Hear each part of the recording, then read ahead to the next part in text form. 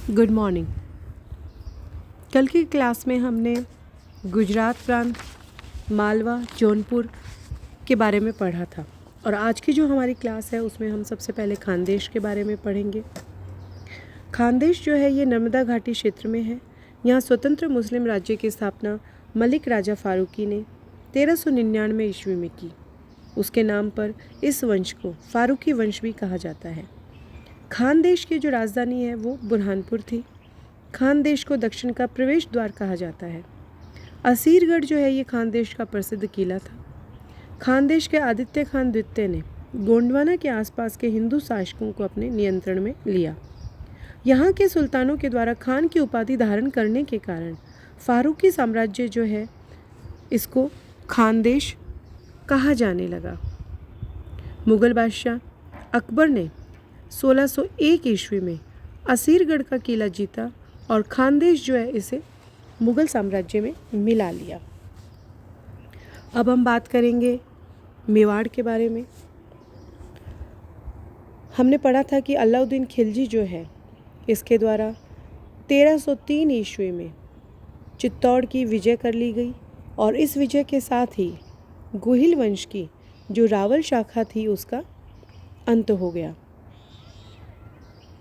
गुहिलों की छोटी शाखा शिशोदे गांव के हमीर ने संघर्ष जारी रखा और अलाउद्दीन के पतन के बाद सिसोदिया वंश की नींव डाली। हमीर के पहले चित्तौड़ के गुहिल वंश के शासक रावल कहलाते थे। हमीर के समय वे राणा और महाराणा कहलाए। राणा हमीर सिसोदे के सरदार लक्ष्मण सिंह का पोता था। चित्तौड़ घेरे के समय लक्ष्मण सिंह 7 पुत्रों समेत मारा गया। उसका एक पुत्र अजय सिंह भाग्यवश जीवित रहा। हमीर अजय सिंह की मृत्यु के बाद सिसोदे का सरदार बना। हमीर जो है इसकी मृत्यु के बाद इसका बड़ा पुत्र क्षेत्र सिंह शासक बना और उसके बाद में लाखा जो है महाराणा लाखा ये शासक बने। महाराणा लाखा का जो समय था वो था 1382 से लेकर 1397 ईस्वी का और इनके समय जावर में चांदी की खान निकल आई जिससे काफ़ी आय हुई। लाखा ने वृद्धावस्था में राठौड़ राजकुमारी हंसाबाई के साथ विवाह किया। हंसाबाई मारवाड़ नरेश राव चुंडा की पुत्री और रणमल की बहन थी। लाखा के बड़े पुत्र चुंडा जो है उसने प्रतिज्ञा उसे करनी पड़ी कि वे हंसाबाई के पुत्र के पक्ष में मेवाड़ का राज सिंहासन त्याग देंगे। इस विवाह से हंसाबाई के पुत्र हुआ जिसका नाम मोकल रखा गया। चुंडा को इस प्रतिज्ञा के कारण राजस्थान का भीष्म पितामह भी कहा जाता है। मोकल जो है इसके पश्चात ये गद्दी पर बैठा और मोकल के हंसाबाई का भाई रणमल बहुत अधिक प्रभावी हो गया। महाराणा क्षेत्र सिंह जो थे इनकी अवैध संतान चाचा और मेरा तथा महपा पंवार ने मोकल की हत्या कर दी। इसके पश्चात जब मोकल की हत्या हो गई तो उसके पश्चात कुंभा जो है ये गद्दी पर बैठा। कुंभा मोकल की परमार रानी सौभाग्य देवी का पुत्र था और कुंभा का जो शासन का समय था वह था 1433 ईस्वी से लेकर 1468 ईस्वी तक का। जब मोकल की हत्या हुई उस समय कुंभा शिविर में उपस्थित था किंतु किसी तरह से बच गया। कुंभा ने महाराजा धीराज, राणे राय, राजगुरु, दानगुरु, हालगुरु, हिंदू सुल्तान, अभिनव भट्टाचार्य जैसी उपाधियां धारण की। एकलिंग महात्म्य के प्रथम भाग तथा रसिक प्रिया की रचना कुंभा ने की। इनमें कुंभा के बारे में जानकारी मिलती है।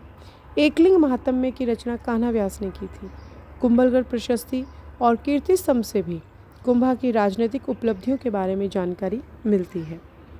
चित्तौड़ दुर्ग में स्थित कीर्ति स्तंभ प्रशस्ति को महेश, अत्रि और कवि नामक विद्वानों ने लिपिबद्ध करवाया। कीर्ति स्तंभ जो है इसके निर्माण की योजना जेता और उसके पुत्र नापा व पुंजा ने बनाई। कीर्ति स्तंभ का निर्माण कुंभा ने मालवा के महमूद खिलजी के विरुद्ध विजय की स्मृति जो है उसमें करवाया। महमूद खिलजी प्रथम को सारंगपुर के युद्ध जो कि 1436 ईस्वी में हुआ था उसमें बंदी बनाकर कुंभा चित्तौड़ ले आया। महमूद खलजी ने मोकल के हत्यारे महपा पंवार को शरण दे रखी थी। 1456 ईस्वी में चंपानेर की संधि के द्वारा मालवा के महमूद खलजी प्रथम और गुजरात के सुल्तान कुतुबुद्दीन ने महाराणा कुंभा के विरुद्ध एक संघ बनाया। कुंभा महान संगीतकार और कुशल वीणावादक भी था। उसने संगीत पर संगीत राज, संगीत मीमांसा, संगीत रत्नाकर आदि ग्रंथ लिखे। कवि श्यामल दास के अनुसार मेवाड़ के 84 दुर्गों में से 32 दुर्ग महाराणा कुंभा ने बनवाए हैं। इनमें 1458 ईस्वी में निर्मित कुंभलगढ़ का दुर्ग सर्वाधिक प्रसिद्ध है। कुंभलगढ़ का दुर्ग जो है ये राजसमंद जिले के अंतर्गत आता है। कुंभलगढ़ का जो प्रमुख शिल्पी था वो मंडन था। कुंभलगढ़ दुर्ग के सबसे ऊंचे भाग पर कुंभा ने अपना निवास बनवाया, जिसे कटारगढ़ कहा जाता है। मंडन ने शिल्प शास्त्र पर देवमूर्ति प्रकरण, प्रसाद मंडन, राजवल्लभ, रूप मंडन, वास्तुशास्त्र आदि ग्रंथों की रचना की।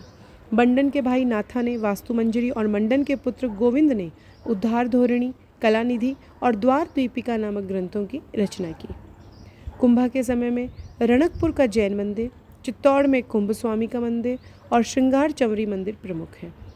रणकपुर जैन मंदिर का निर्माण कुंभा के समय में 1439 ईस्वी में एक जैन व्यापारी धरणक शाह के द्वारा करवाया गया।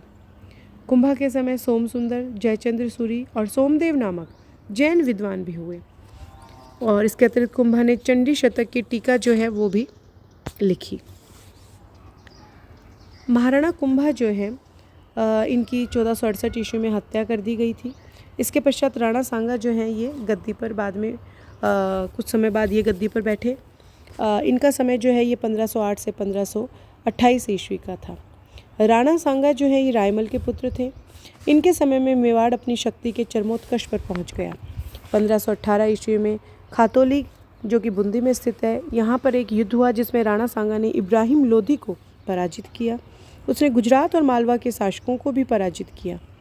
1519 ईस्वी में राणा सांगा गागरोन के युद्ध में मालवा के शासक महमूद खिलजी द्वितीय को पराजित कर बंदी बना चित्तौड़ ले आए। मार्च 1527 ईस्वी में राणा सांगा खानवा के युद्ध में बाबर से पराजित हुए।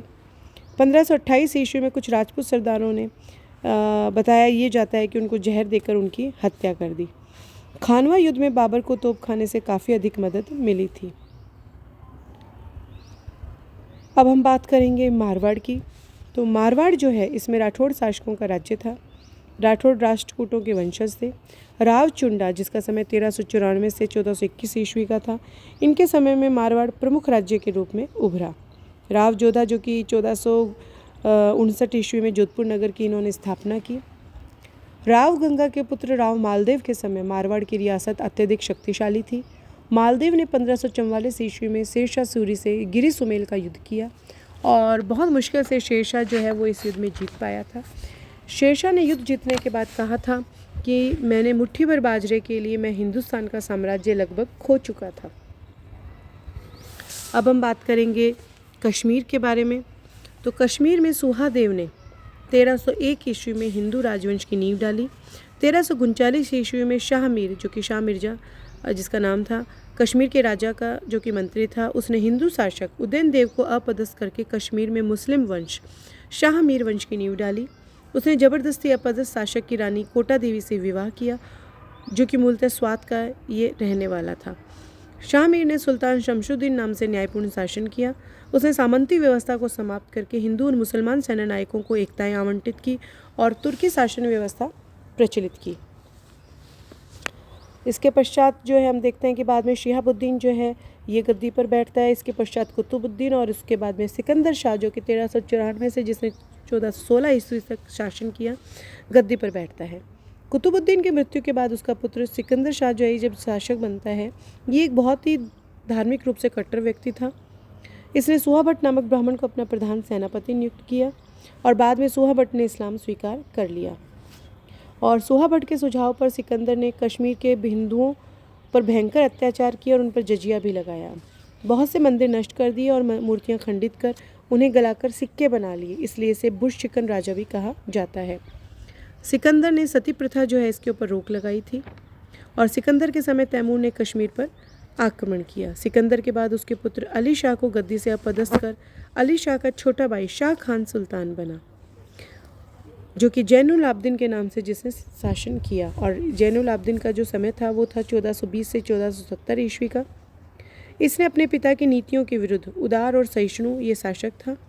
इसने सिकंदर द्वारा नष्ट किए गए हिंदू जो मंदिर इत्यादि थे इनका पुनर्निर्माण करवाया और कश्मीर से पलायन कर गए ब्राह्मणों को वापस आने के लिए प्रेरित किया। उसकी उदार नीतियों के कारण उसे कश्मीर का अकबर भी कहा जाता है। इसने गो हत्या पर प्रतिबंध लगा दिया, जजिया कर हटा दिया, हिंदू भावनाओं को आदर करते हुए सती प्रथा पर भी प्रतिबंध हटा दिया और अंत्येष्टि कर भी हटा दिया। इसने महाभारत और राजतरंगिणी का फारसी में अनुवाद करवाया। जैनुल आब्दीन को वुड शाह के नाम से भी जाना जाता है, अर्थात महान शासक।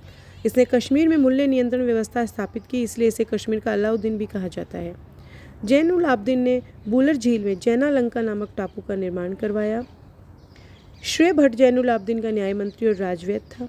जैनुल आब्दीन ने कश्मीर में कांच की बोतल बनाने, कागज़ बनाने, पुस्तकों पर जिल्द चढ़ाने, बंदूक व पटाखे बनाने, शॉल बनाने, पॉलिश करने की कलाओं को प्रोत्साहित किया। जैनुल आब्दीन जो था यद्यपि महान योद्धा नहीं था, किंतु उसने लद्दाख में मंगोल आक्रमणकारियों को पराजित किया और ये बहुत अधिक संगीत प्रेमी भी था। यह जानकर ग्वालियर के राजा मानसिंह ने उसके दरबार में संगीत की 2 दुर्लभ पुस्तकें भिजवाई। यदु भट्ट ने जैन प्रकाश की रचना की, जो कि जैनुल आब्दीन की जीवनी है।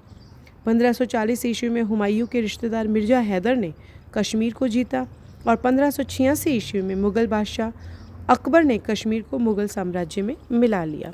Thank you.